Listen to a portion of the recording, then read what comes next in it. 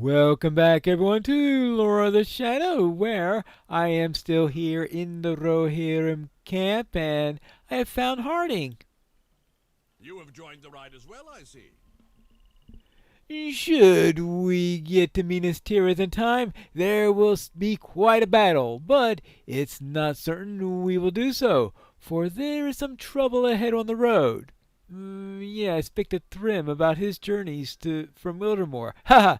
Then you must have heard that my son, Leirvig, led the defense of Harwick against the creeping orcs of the Easterlings. My heart swells to hear that the Redbeards speak of my son's charge from the city. He will bear his wounds proudly, and if my own road is to end in this battle to come, I will know that the wolf will be in capable hands. I didn't think that my boy would have the ability to lead men in the battle. Indeed, I sent him to investigate Wildermore in part because I thought that he would not handle the dangers pressing us from the east. But I am pleased to have been wrong. Sons have a way of growing up and becoming men, I suppose. Speak to Ingbert and Entwash Vale if you doubt me. He told me of his own son Horn has experienced a similar transformation. Really, Ingbert's tents are to the west of here.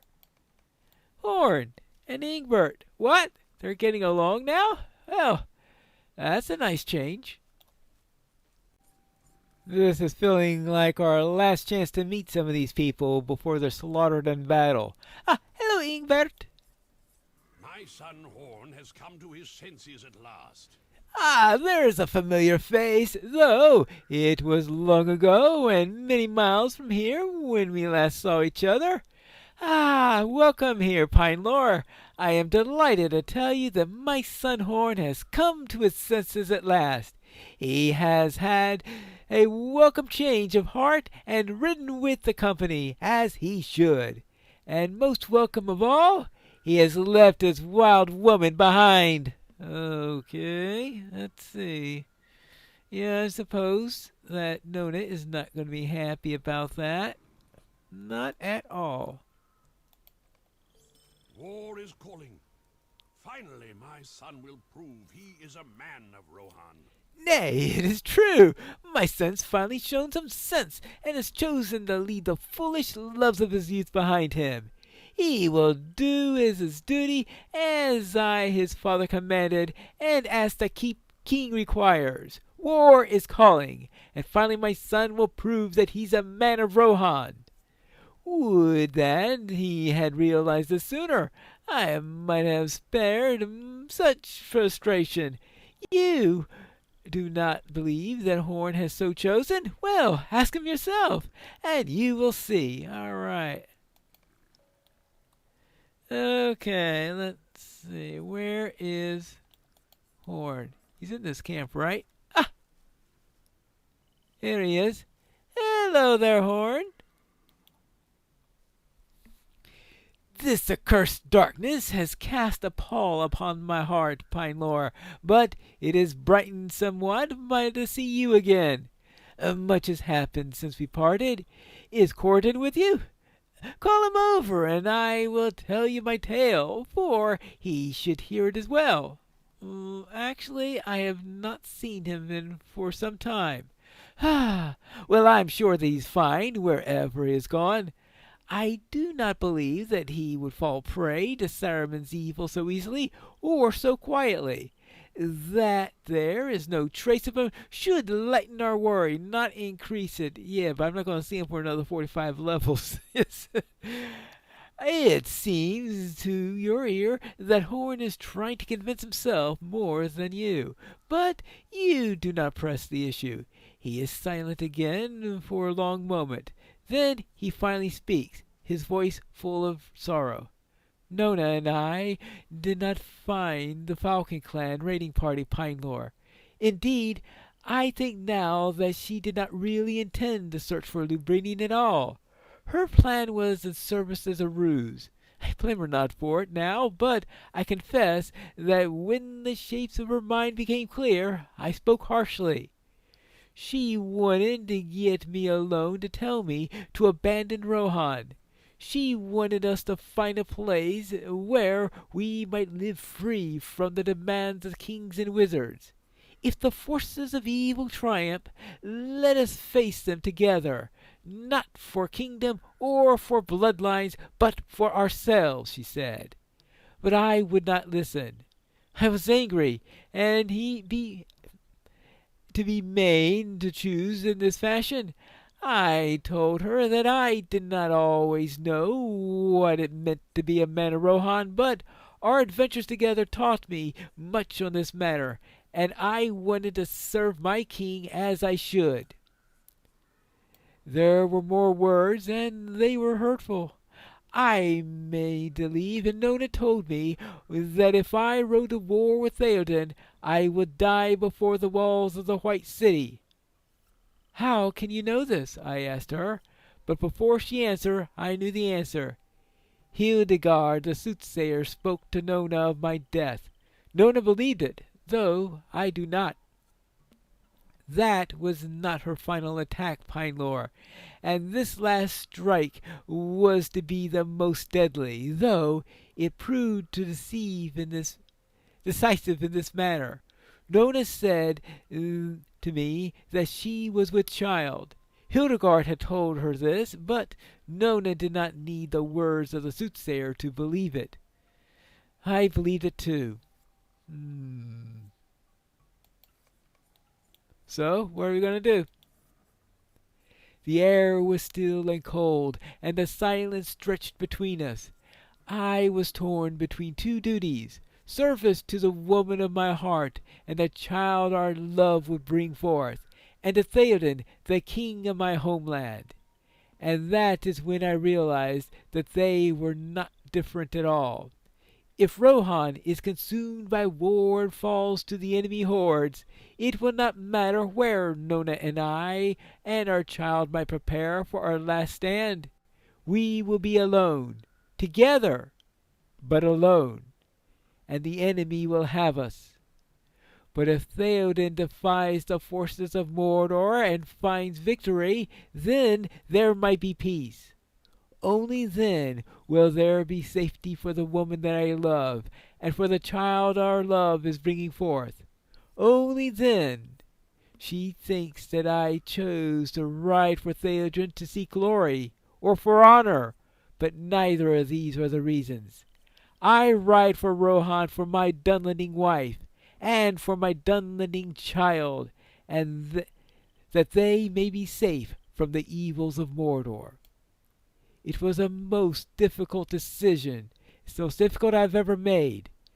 Pinelore, it may be there's been the wrong one, but still I have made it.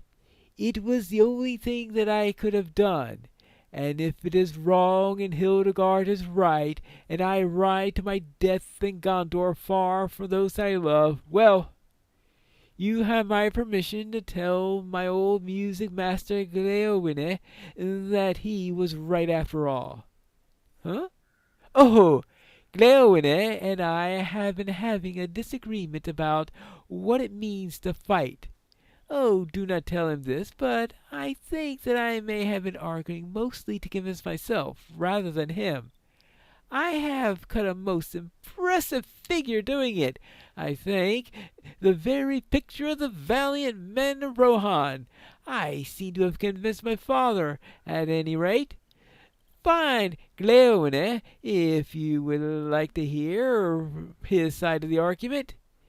It is good to see you, Pinelore, and I wish that we had met in happier circumstances, but there are few enough of those in these dark days. Well, stay well, my friend.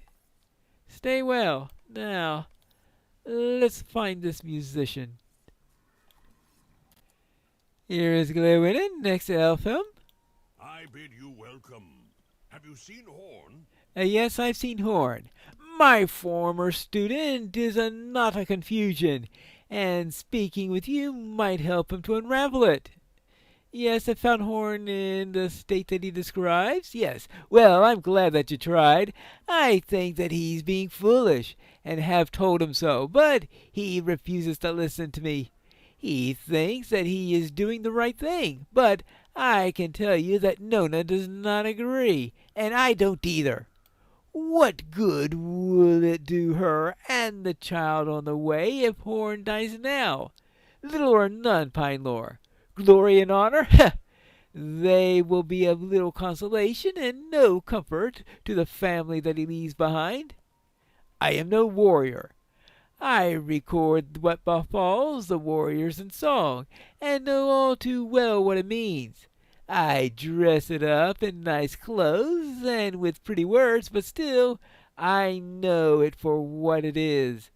Death, and death, and death. Horn is full of pride, like his father Ingbert, and will not be persuaded. He's a man of Rohan, for certain, stubborn and hard-headed, thinking always of duty and honor and service. May it not be the death of him. You think that Glewlwyn may have been blinded by the truth of the matter by Horn's blustering words of justification, but I won't correct him on the matter. So, how about Elfhelm? Well, at least I know where he's at. Hello there. Duty is not always easy. It is not always an easy thing to decide what duty compels us to do. I know of someone who might have something to add to this debate, Pinelore. Look for him just to the west, if you control your tongue and keep a confidence. Okay, someone just to the west.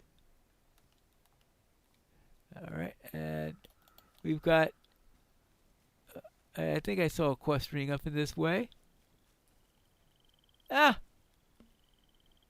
Hello, Mary. Hello there. At last someone will speak to me. I have only had Durnhelm here for company, and he speaks very little. It is almost as if none of the men here can see me. I'm almost certain not supposed to be here. I hope that Theoden will not be cross with me when he finds out. But what was I supposed to do? I could not stay behind while all the others have gone off to danger. That has been this hobbit's story almost all from the beginning. Frodo and Sam and Pip all gone off now, braving danger in strange lands. I couldn't let it happen again, right? I am grateful that Durnhelm saw fit to help me along. He has an understanding with Elfhelm, and the old marshal is turning a blind eye to my presence here, and I am glad of it. I just hope that I am not too much of a burden on the road or in the battle that is certain to come. Yeah, I have a feeling a big battle is brewing. Let's see, I guess Shoulders of Ruin. I hope that doesn't mean that they're ruined shoulders. I am sick of waiting around. Really? Yes, I'm sick of waiting around. Let us see if we can get a look at what Theoden is doing. I will use my natural sneakiness to remain out of sight, but I cannot bear not knowing what's going on. The king's meeting with his advisors in a clearing to the southwest. It's not far. All right, well, seeing how I was here to deliver a message to him, I suppose I should go and see him. It appears that Khanre Khan has also arrived. Hello there, sir. I thank you for sending to us these Woses, these wild men. I understand that we have you to thank for sending these Woses. I thank you for that. Their hatred of orcs is similar to our own, and quite useful in this case, for the orcs have made camp in the shadow of Almundine and block our road. My 6,000 spears can scatter this orc barricade, but it will take time, and that time cannot be spared.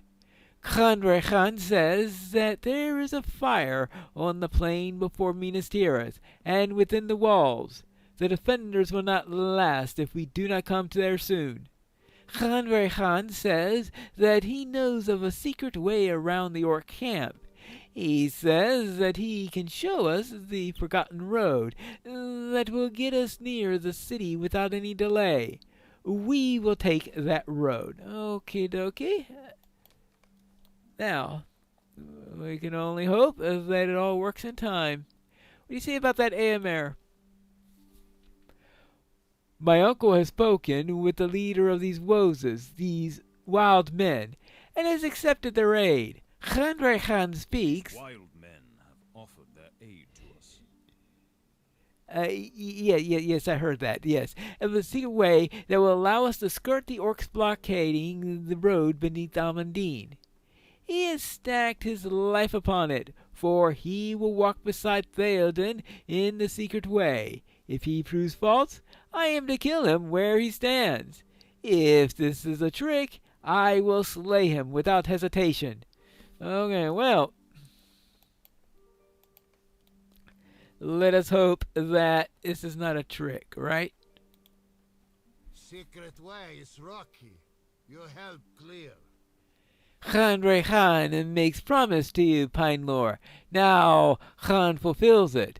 Wild men will help horsemen.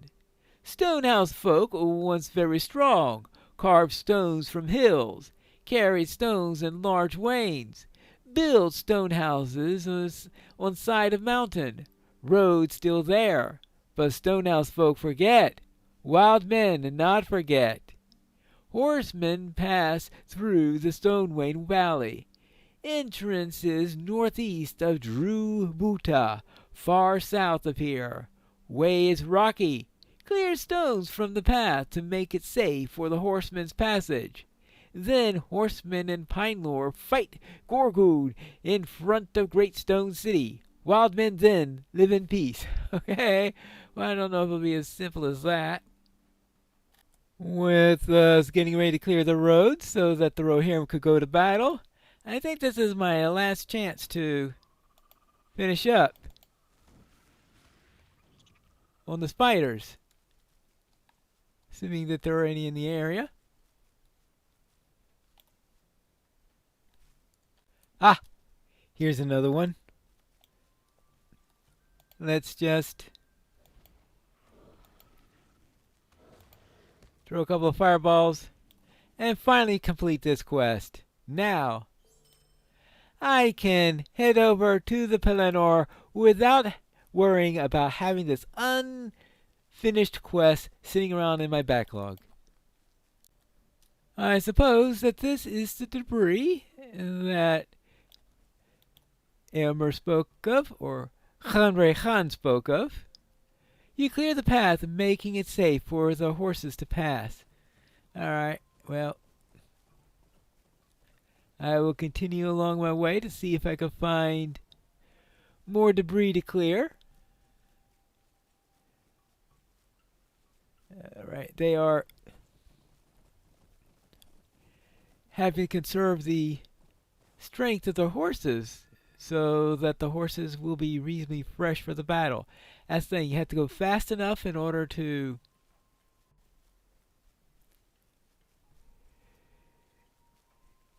make it to the battle in time, and slow enough so that you have horses that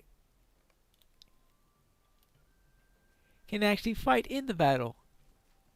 Alright, good. That's a second set done. So I would presume that there are going to be more stones along the way. Amazing how quickly they get in front of me once I clear it up. So maybe they're going slowly because they knew that things were going to be... Oh, wait. They're still going relatively slow, right? Okay, so is there any more in the area? Ah! I see more debris up ahead. So let's make sure it's nice and clear. And the Rohirrim, they will surely take advantage of it as soon as I clear the way. They are really quick in doing that. Is that it, or will it be more? There's more. Let's clear this away. Ah.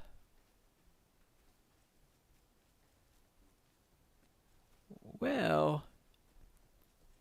So this is the bridge. This is leading out into Gondor proper, I presume? Wow. One more pile of rubble to remove.